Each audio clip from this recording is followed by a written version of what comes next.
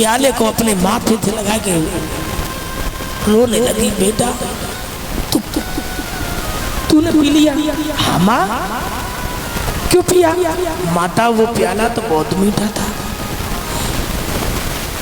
आज हरा कश्यप के पास में मंत्री पहुंचा। महाराज तुम्हारी रानी ने छल कर दिया। क्या? वो जहर को प्याला तो दुबकाए दो और बामे शरबत घोले के पियाए दो, तुम्हारी बेटा है। सीधा एकदम कश्यप आ जाता है। कहने लगा तू पतिव्रता है, तूने पति के साथ में छल किया है। कया तू? कहने लगी कैसा छल? कि तूने अपने बेटा शरबत पिला दिया है।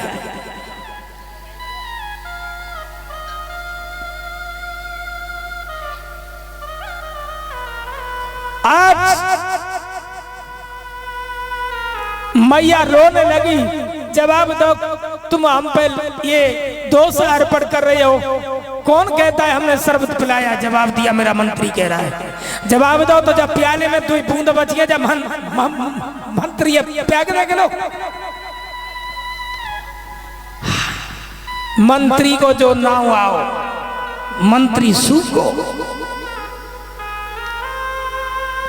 एकदम से मंत्री सूख गया। जवाब दिया मंत्री कहिए महाराज। तुमने हमारी प्राण प्रिय भार्या रानी कयादू पे दोष अर्पण किया है, इसलिए ये जल की जगह पे अमृत बता करके तुमने शरबत बता करके हमको बहकाया है। ये कालकूट नाम का विष, और ये रानी हमारी कह रही है कि पिलाया है, पिया है प्रहलाद ने। तो तुम कह रहे हो शरबत है तो चाओ, इसमें 2 बूंद बची है, ये शरबत है तो तुम पी लो। महाराज हाँ, मैं तो वैसे ही तो मजाक कर रहा हूँ। नहीं, हमारा आदेश है पियो। और जो नंबर आया हो, अब राजा के आदेश को कैसे डाले? जो ही राजा ने मंत्री पर और धर के हुक्म सुनाया है, और त्यों ही बेचारो बिने के सुरपुर में तुरंत सुनाया।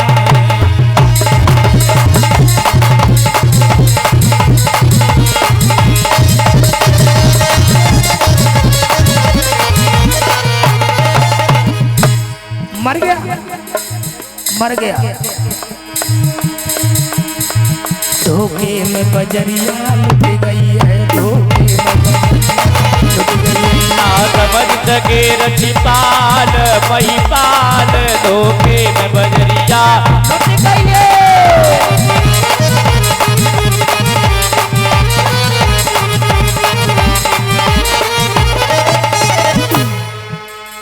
जय जय श्री राधे। मंत्री मर गया। करवा दियो गणपति स्वावन मंत्री की। तो आज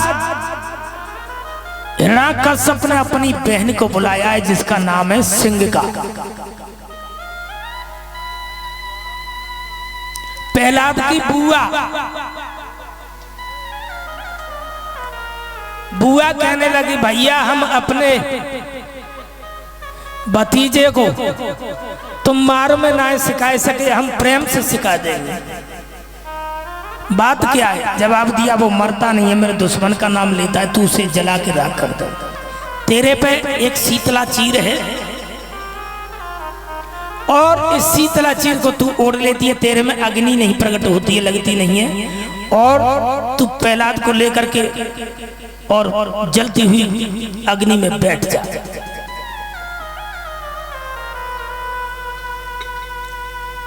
आज होलिका ने क्या किया लोगों? आज प्रहलाद के पास गई, कहने लगी बेटा हाँ तुम उस विष्णु बैरी का नाम क्यों लेते हो? जवाब दिया बुआ हाँ वो मेरा ईश्वर है, वो भगवान है। अरे तुम नहीं जानते हो, तुम्हारे चाचा को मार डाला वो दुश्मन है। प्रहलाद की बुआ के ले जो ब्याया था वो विप्रचिति नाम का दुष्ट राक्षस,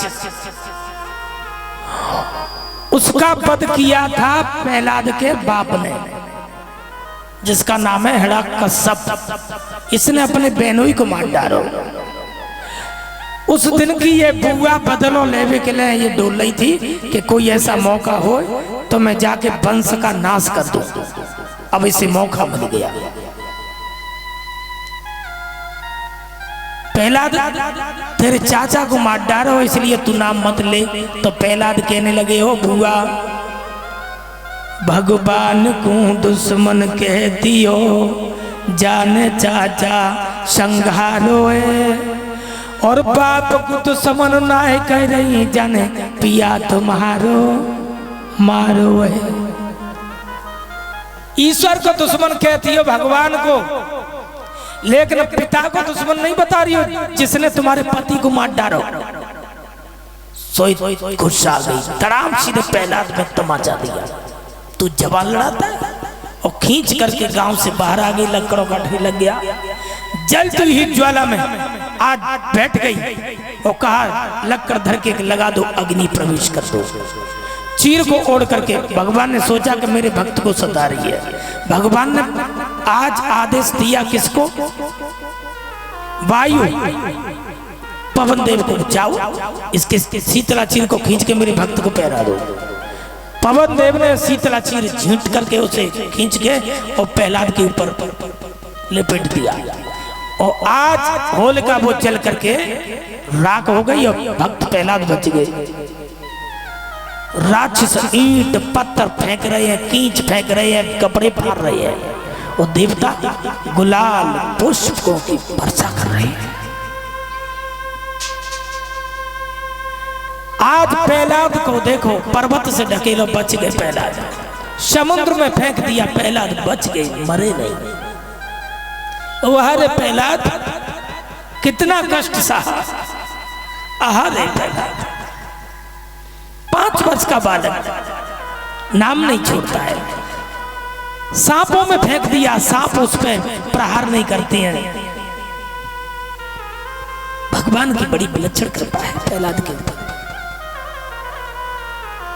अब तो प्रहलाद के ऊपर कोप करके ये दुष्ट हिरण्यकश्यप ने आज प्रहलाद को खम्भ से बांध दिया, और खम्भ से बांध के नंगी तलवार लेके कहने लगा, बोल तेरा राम कहाँ है? तो प्रहलाद कहने लगे, पिताजी,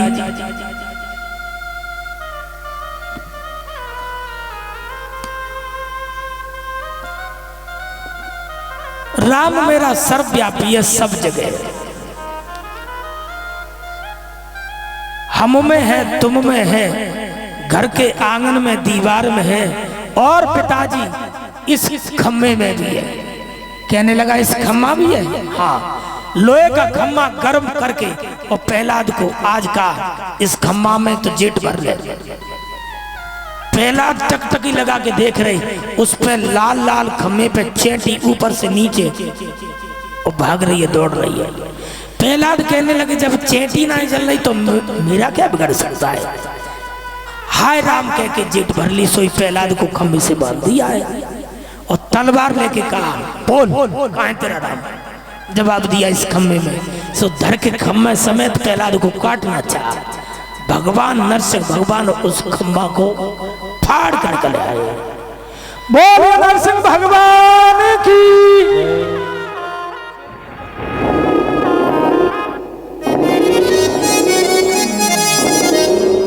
नरसिंह भगवान का आज प्राकट हो गया है, अवतार हो गया है। नरसिंह भगवान एकदम से क्रोध में, जोश में एकदम कांपने लगे।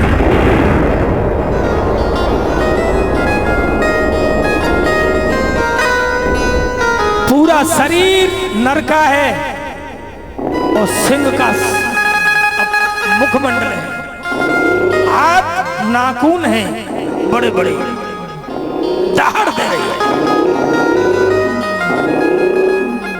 झपट के आज हिरण्यकश्यप को पकड़े निकल आई, कभी भीतर कभी बाहर ले जाते हैं। कहने लगे, बोल, आकाशवाणी हुई है हिरण्यकश्यप, तू तूने ब्रह्मा जी से वरदान मांगा था वो याद कर। नरसिंह भगवान कहने लगे बोल, दिन है कि रात? हेड़ा का सब कहने लगा ना तो रात है इतना दिन हो तो क्या है? संध्या, संध्या समय, शाम का वक्त है। बोल, हाथ में कोई अस्त्र शस्त्र तो नहीं है? नहीं है। और तूने ये वरदान मांगा था कि 12 महीने में नहीं मरूं, तो तेरे लिए हमने लौंद का महीना तैयार किया है। तूने ये क्या हमसे ब्रह्मा जी से वरदान लिया था कि ना नर से मरूं ना पशु से, तो बता मैं नर हूं कि पशु? जवाब दिया ना तुम नर ना तुम पशु, तुम तो नरसिंह हो। ये वरदान मांगा था कि ना ऊपर मरूं ना नीचे। भगवान ने कहा करो, अपने घुटनों पर लिटा दिया। बोल कहाँ है? जवाब दिया ना तो ऊपर हूं ना नीचे हूं। ये बताया कि ना भीतर मरूं ना बाहर। भगवान ने देहरी पर रख लिया, देहरी पे। जो तूने वरदान मांगा उसमें से कोई मिल तो नहीं रहा? नहीं। नरसिंह भगवान ने दहाड़ दे करके उसके कलेजे को फाड़ दिया।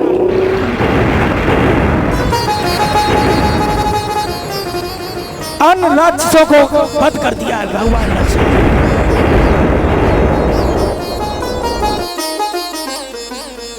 अब तो नरसिंह भगवान और क्रोध में आगे थर थर कांपने लगी पृथ्वी। मेरे भक्तों, पृथ्वी थर थर कांपने लगी है। आकाश भूमंडल आज कांपने लगा।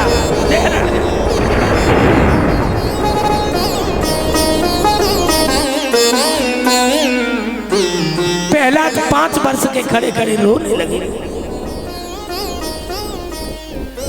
आज लक्ष्मी माता से नारद जी बोले कि अपने पति देव शांत कर लो। अगर गुस्सा में ज्यादा होगा तो पूरी पृथ्वी रसातल के लिए चली जाएगी, कुछ नहीं बचेगा उनकी गुस्सा के सामने। लक्ष्मी मैया बोली पति होता तो समझाऊं, जे मैं पति ना आता। ब्रह्मा जी से कहा तुम इन्हें शांत करो। ब्रह्मा जी बोले भैया बस की बात हम आई उड़ाते। नारायण होता तो कहे हम नहीं कुछ कह सकते। भोले बाबा कहने लगे बात अमनते मत करियो। सब पीछे हट गए। नारद जी ने प्रहलाद को बुलाया, बेटा इधर आ। प्रहलाद रोता हुआ सने सने गया, बाबा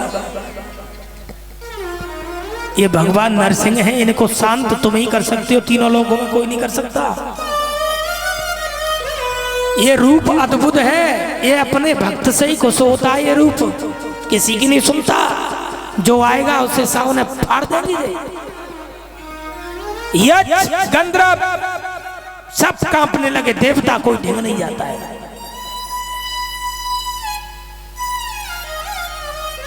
काउते का वजह शेर के ना 5 हियो बुझो कहेगा भैया तू 5 ही बात कर रहा, हम तो ढंगा ना गुजर सकता। छत पे चढ़ जाओ ऊपर अट्टा पे। अब कोई देवता पास नहीं आता है।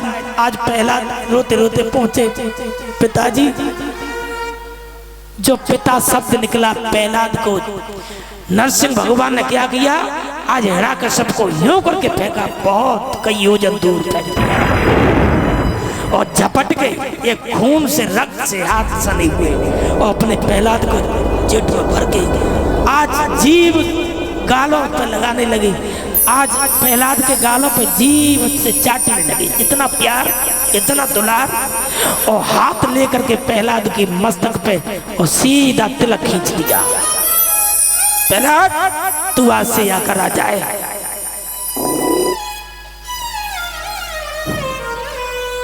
प्रहलाद जी बोले पिताजी बहुत समय लगाया आपने, लेकिन ये मेरा बाप है, इसे तुम माफ कर दो, वैकुंठ के लिए भेजो। भगवान बोले तथास्तु, लेकिन अभी नहीं, 3 जन्मों का इन्हें श्राप है। ऐसा ही होगा। प्रहलाद जी बहुत रोने लगे तो प्रहलाद से कहा, क्यों रो रहे हो? आज भगवान नरसिंह भगवान गद्दी पे बिठा के राज तिलक करके अपने प्रहलाद को और चुम्मा दे करके जब जाने लगे, सो प्रहलाद कलाई पकड़ के कहने लगे, पिताजी हाँ,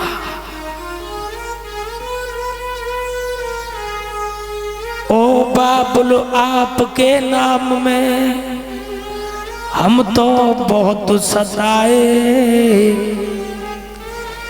लेकिन मुँह से अभागे को दर्शन देने तो देर में आए।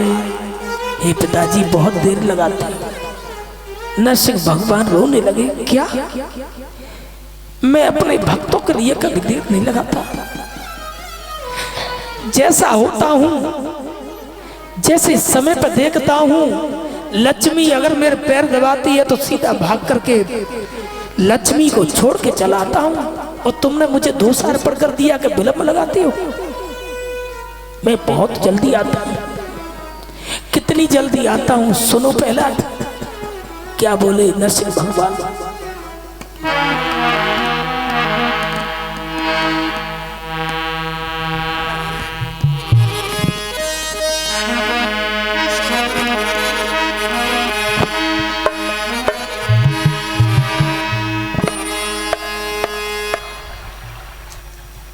नरसिंह भगवान कहने लगे, बेटा प्रहलाद, तुमने हमको दोषी ठहरा दिया है तो हम बता रहे हैं हम कितनी जल्दी आते हैं। और क्या बोले नरसिंह भगवान? सुनो बेटा प्रहलाद,